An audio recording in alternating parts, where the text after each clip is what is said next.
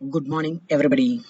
I welcome you all for this new session entitled as One Act Play. The previous video we have dealt with the biographical details of Asif Karimbai and his literary contribution in the field of Indian writing in English, particularly dramas. His dramas are the blowing to deal with the contemporary issues of Indian society.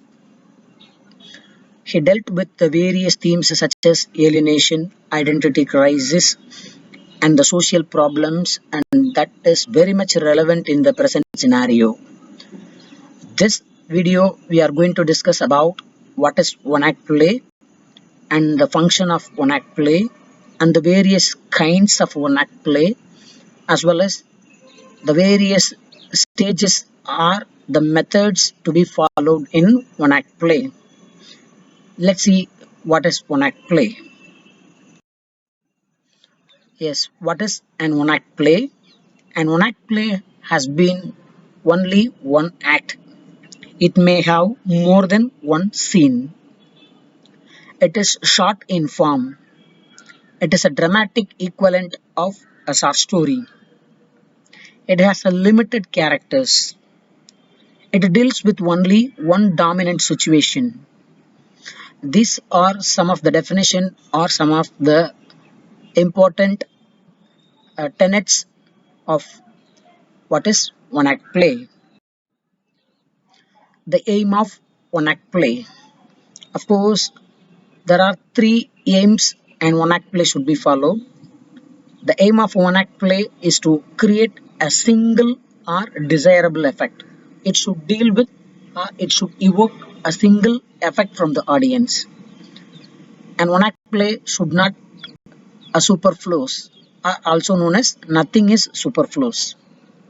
It can have a few or many themes, though the single effect or single situation should be dealt, but that single situation should create a lot of themes or to discuss lot of themes. Kinds of one act play. As per the theme, there are various kinds of one act plays such as romance, satire, realistic plays, problem plays, and fantasies.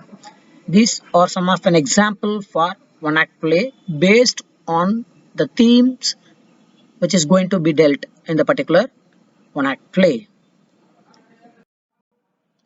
The structure of one act play.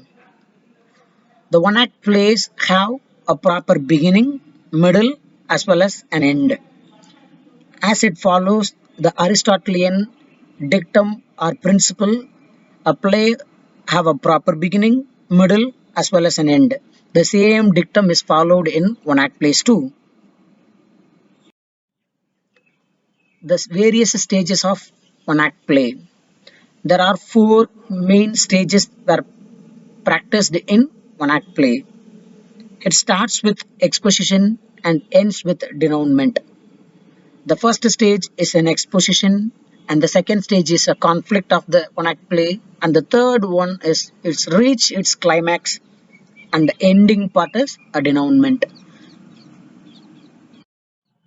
Stage 1, it is known as the exposition of one act play. It is popularly known as an introduction to the play. It starts with an introduction of the characters and the beginning of an event. Stage 2, it is known as the conflict. It is the introduction to the play, and also it starts with an introduction of the characters and the beginning of an event. Stage 3, the climax. The climax comes after the conflict. It is the turning point and it constitutes its moment of supreme interest. Stage 4, it is popularly called as the denouement. The one act play has reached its end part here. The denouement is the final stage of a one act play. The play reaches its end here. These are the four major stages to be practiced in any one of the one act plays.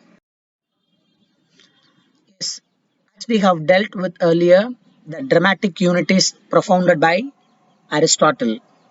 There are three dramatic unities that are to be observed in one act play, such as unity of time, unity of place, as well as an unity of action. Let's concluding the part.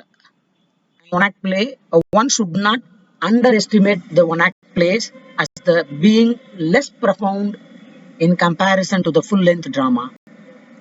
Like a full length drama, the one act play also has the exposition and the denouement, but usually ends in the climax. The one act play is not only for the spectators to watch but also to read as well. Thank you so much for the patience listening. This entire video talks about the importance of one act play and its characteristics and the various stages which helps for the further understanding of an one act play better. Thank you very much. Let you see in the yet another new topic. Thank you.